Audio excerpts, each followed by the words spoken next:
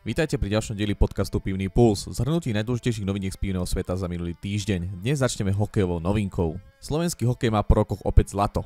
Za všetkým stojí značka Zlatý bažant, ktorá je novou posilou a partnerom týmu hráčov reprezentácie Slovenského zväzu ľadového hokeja. Zlatý bažant formuje pivný trh a môže sa pochváliť aj prívlastkom najpredávanejšie pivo na Slovensku. Aj preto sa spája s najobľúbenejším slovenským športom, hokejom. Spolu vytvoria pre fanúšikov nerozlučný tandem, a to ako na štadiónoch, tak pred TV obrazovkami. Zlatý bažant prináša zlato v podobe chuti a zároveň verí, že sa tento najcennejší kov podarí získať za športový výkon aj našim hokejistom. Slovenský ležiak Zlatý bažant 12-stupňový od uvedenia na jar tohto roku presvieča čoraz viac Slovákov o tom, že aj doma vieme variť kvalitné pivo, ktoré svojím chuťovým profilom naplňa očakávania najnáročnejších spotrebiteľov. Spojenie poctivého slovenského piva so športom, ktorý u nás patrí medzi najobľúbenejšie, by tak mohol byť dobrým štartom do nadchádzajúcej sezóny seniorskej hokejovej reprezentácie. Podľa výročnej správy Českej chmelárskej spoločnosti Top Hop za minulý rok klesol zisk o 69% na 8,5 milióna českých korún.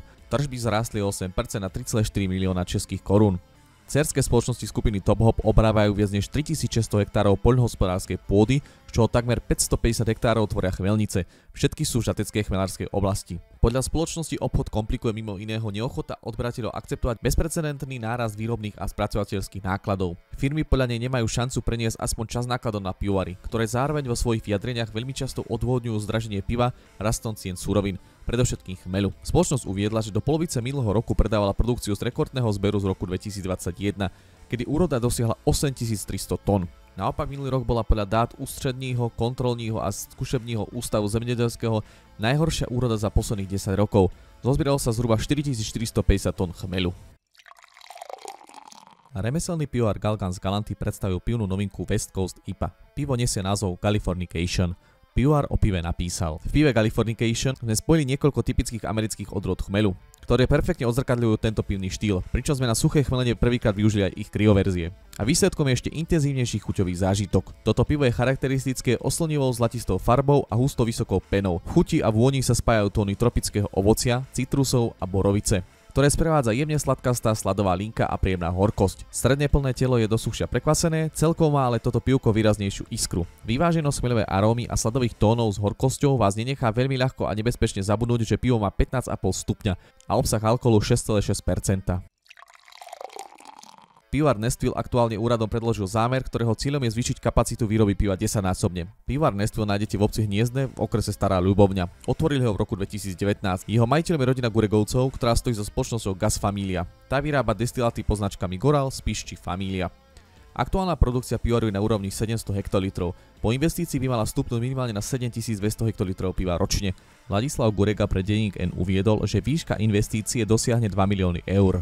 Ide pritom o starší odhad. Aj zmeny cien na trhu sa môžu podpísať pod to, že projekt bude nakoniec o tretinu drahší. Rodina počíta s tým, že im pri financovaní pomôžu eurofondy.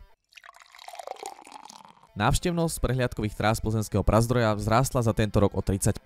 Zvýšený príliv turistov registrujú prehliadkové trasy Pilsner Urquell, Gambrinus, Pivovarské múzeum aj Plzeňské historické podzemie. Pribudli návštevníci z Česka, ale aj organizované skupiny zo zahraničia. Najvyťaženejšou trasou je tento rok tradične Pilsner Urquell s nárastom turistov 26%. Návštevnosť Pivovarského múzea vzrástla o 43%. Najvýznamnejší skok vykázala trasa pivovaru Gambrinus, kde sa množstvo návštevníkov medziročne zdvojnásobilo. Napriek tohtoročnému nárastu sa celková návštevnosť nevrátila na hodnotu pred covidom.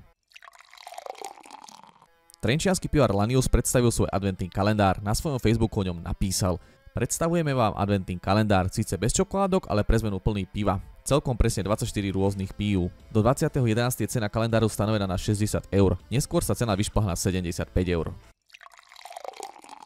Pivovar Zichovec predstavil tohtoročné piva zo svojej stoutovej emisie. O novinkách napísal: Coconut Vanilla Cacao Stout 2023. Po 2 rokoch starnutia sme spojili stouty zo 4 bourbónových sudov do blendu, ktorého prejav doplňujú kakaové bôby, pražený kokos a vanilkové lusky.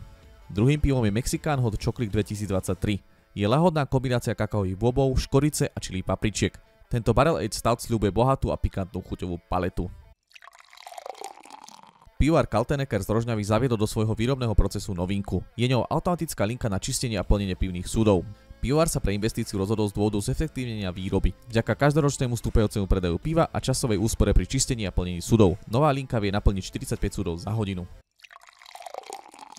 To je na dnes všetko, na zdravie a zase o týždeň pri ďalšom dieli Pivného pulzu. A nezabudnite, čo je pre pivo dôležité, vypiť ho.